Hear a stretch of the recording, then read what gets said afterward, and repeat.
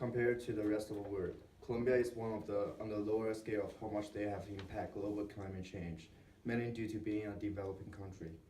Colombia accounts for 0.37% of global GHG emissions.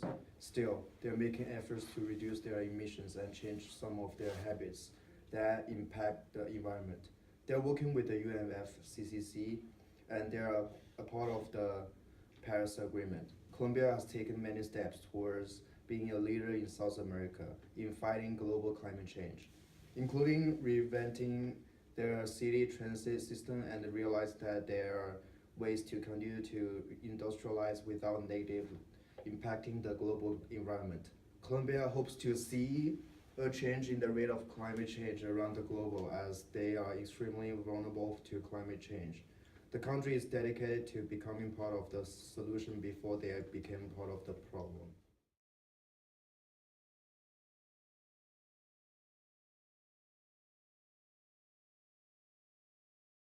My name is Carrie, And my name is Tianxiang. and we're here to talk about Colombia's history. Let's do it. To set the stage for this broadcast, it is important to remember Colombia's history. Colombia was previously colonized by Spain, but it gained its independence in 1810 and is currently South America's oldest democracy. Before colonization by Spain in 1499, the area of Colombia was rich with diverse indigenous tribes and cultures. Colombia contributes to about 0.37% of CO2 emissions compared to the rest of the world. Colombia's biggest mining sector are in coal and gold, which produce a significant amount of CO2. From 2016 to 2017, the mining sector fell 6.5% in the Colombia's economy. Colombia is ranked 41st in the world for its GDP at 282.5 billion US dollars. During the 20th century, the economy urbanized rapidly and boomed with a switch from a focus on agriculture to exporting goods such as coal, gold, and coffee. In Colombia's history, it used all kinds of fossil fuels, including coal, natural gas, and fuel oil. 93% of the primary energy is made up of coal, natural gas, and oil. Oil and natural gas are used in the transport and the industrial sectors, as well as natural gas for electricity. Colombia is the second most biologically diverse country on the planet despite its size. Much of its diversity can be found in a variety of forests, from the Amazonian rainforest to the rare cloud forest. The rate of deforestation in Colombia from 1990 to 2010 was 0.16% annually. The main drivers of deforestation in Colombia are expansion of agriculture and livestock, land used for illicit crops, displaced populations, expansions of infrastructure, mining, deforestation, and wildfires. Thank you.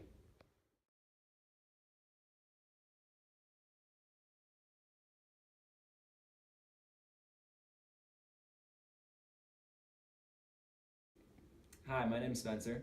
And my name is Katie, and we are going to be talking about the vulnerabilities and opportunities of climate change in Colombia. Colombia's economic standing and location in the world leave them more vulnerable than most countries. They face harsh deforestation, soil erosion, and a small, diverse wildlife. Since Colombia is a developing country, they don't have a strong backbone to protect against these problems. After a major storm or drought, it takes time to rebuild. The rebuilding can be very costly, timely, and the more time spent on rebuilding, the less time they spend on expansion. Due to the lack of protection, it creates chaos among leadership. Not only do political leaders need to balance protection against drought, heavy storms, and deforestation, but they also need a budget of rapid expansion to build up the economic standing of Colombia. Dealing with the climate change not only affects the political, economic, and ecological parts of the country, but it also affects every person's way of life. Colombia's people have built a life harvesting coffee beans and other naturally growing food.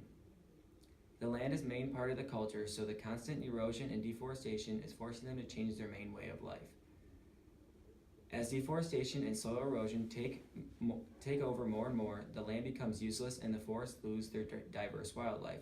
Losing land lowers the amount of farming being done and in turn lowering the amount of food being exported, which also would lower the amount of money being brought in for Colombia. With the loss of farming land and less money being brought in, expansion becomes increasingly hard. No expansion means Colombia can't advance their economic standing. Wow, Spencer. Those vulnerabilities are pretty rough, but I'm here to share some of the opportunities in Colombia that come out of climate change. The opportunities that have become apparent to us are that are that the average climate is usually warm and wet and has continued to get warmer and wet, and which allows farms to have longer growing seasons and to flourish. Colombia is also ranked 5th in the world and first for investor protection. And climate change can bring about economic uncertainty for many investors, but Colombia stands out as a country to invest in. Climate change's negative effect on habitats will have a smaller effect on Colombia due to its higher biodiversity. For example, many species filling environmental niches. From these opportunities, we have seen how the country is affected economically, ecologically, socially, and politically. They are making more money on the extra crops they are able to grow due to the increase in temperature and humidity. Their warm and wet climate allows for more biodiversity of plants and animals. This allows for ecosystems to function well. The government is pleased with this opportunity to have more food and more money. It is helpful that Colombia is ranked so high for investor protection, and it allows a surge in money going to Colombia they can use to invest in climate change mitigation. Overall, if the country has a strong economy, the more money the government will have to invest in protecting the environment and keeping biodiversity high in Colombia. High biodiversity means a lot of good things for Colombia. If climate change kills off a species, this won't have a huge effect on the environment because there is likely another species that can take its place in the food chain due to the high biodiversity. Politically, this can be good for the budget because the money doesn't need to be put into saving every species. It can be used for more efficient matters for the country. Finally, a biodiverse system means that there are many species that can take over the role of a deceased species. When a species, this could help the environment of the country.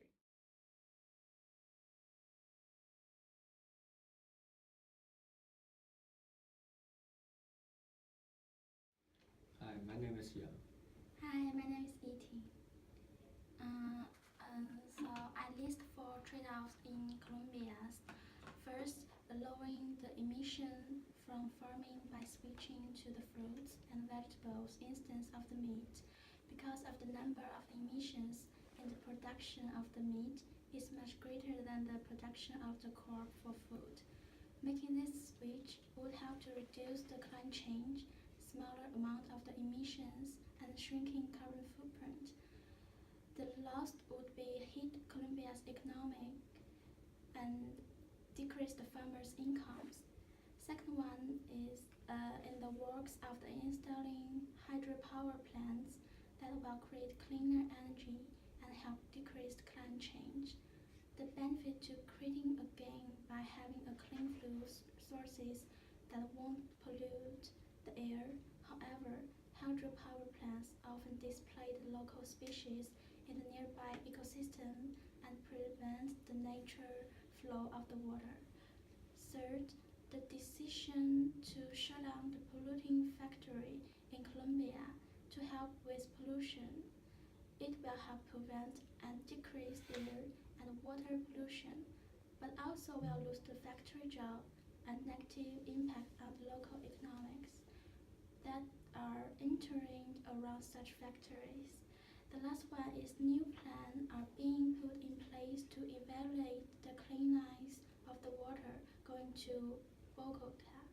This helps with the problem of the water not being sanitary, ensuring that there is a clean water being provided to the citizens of the Bogota. But this possible will neglect the need of the other cities that being harmed by climate change. The vulnerable population. The majority of the population in Colombia is influenced by the shortage of water and increased sea level and floods, so that the climate change may accelerate internal displacements and migrations. These are vulnerable populations. Women in Cartagena.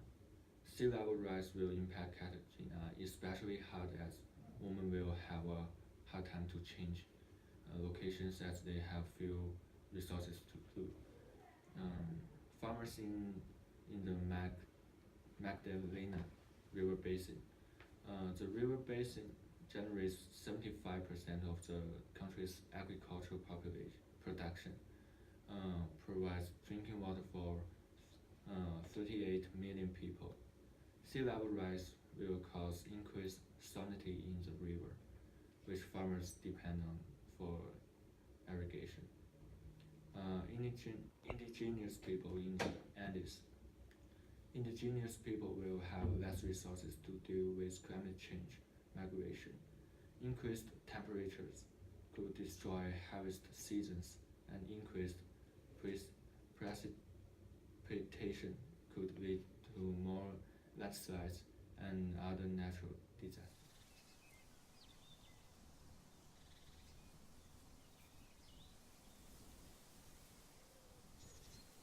We are here to talk about Colombia's involvement with the Kyoto Protocol and UNFCCC.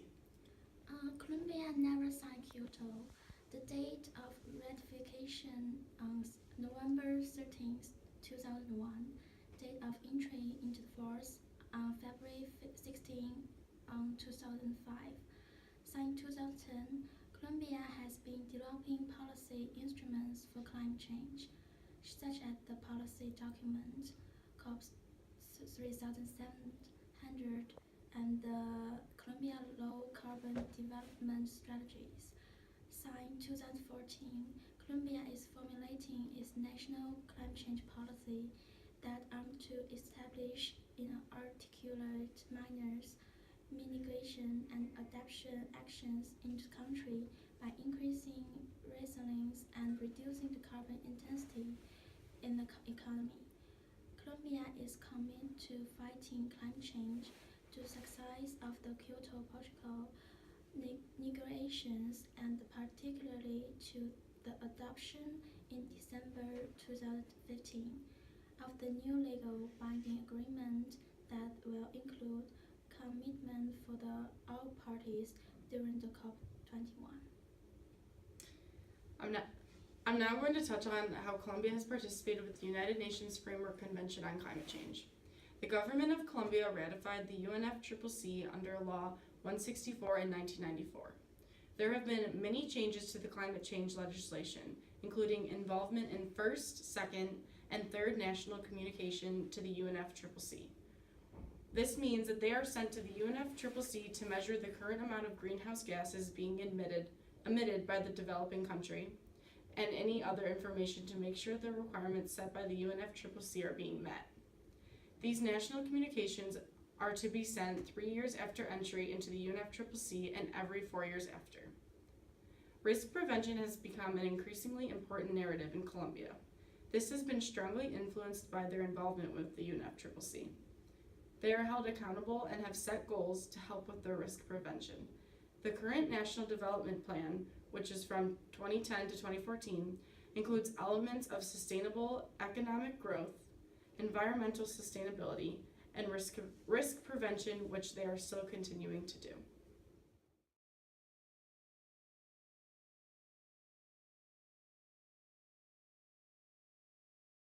Hi, now I'm going to talk about how Colombia has taken action against climate change. Colombia's government deemed it imperative for its INDP to consider not only mitigation but also adaptation and means of implementation. Colombia's INDC constitutes an opportunity to catalyze national and subnational efforts through planning of an innovative, competitive, and low-carbon economy, which is also resilient at the same time. With the support of Congress, signatories to the Paris Agreement agree to take whatever actions might be necessary to ensure that global temperatures do not rise by an average of more than 2 degrees Celsius in the coming decades. To achieve this, countries established very specific objectives, and Colombia in particular undertook to cut its emissions by 20% compared to the projected figure for 2030. The Climate Change Mediation Group, CCMG, for the Ministry of Environment is continually participating in events promoting the environmental and economic benefits of developing CDM projects and teaching the basics of CDM projects lifestyle. Colombia has formed multiple groups to help combat the major effects of climate change. Since Colombia is highly affected by storms, drought, and deforestation, it is crucial that Colombia does something about the effects of climate change. Implementing these groups and joining larger groups can help combat climate change. With the success of these groups and the financial backing of larger companies, the effects of climate change will become negligent.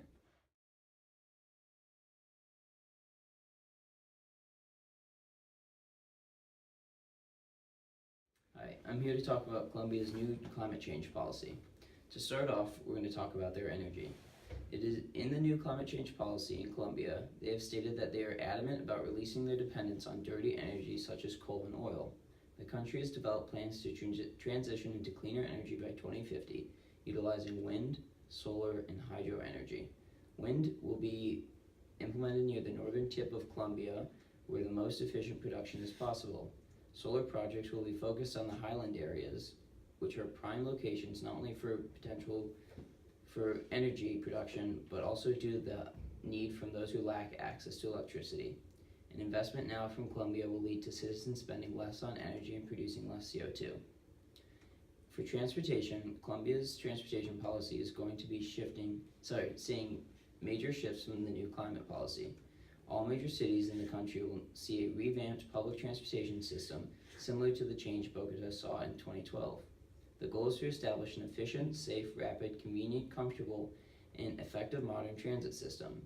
Our transition to mass transit in large cities is meant to support lower income groups with creating an affordable way to traverse the cities. Another big change is the complete shift to electric cars by 2030. The only car legal to sell in Colombia will be electric. This switch can be costly, but experts have stated that it would be paid off within 6 years. I'm going to talking about the agriculture and environment of Colombia. The biggest advantage to Colombia is rich with biodiversity.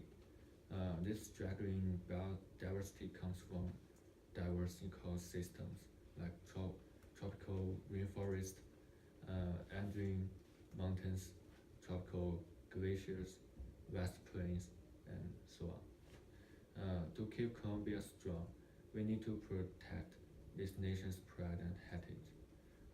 Hence, setting up more protected zones in our ecosystems and restricting deforestation as good ways to keep current environment strong.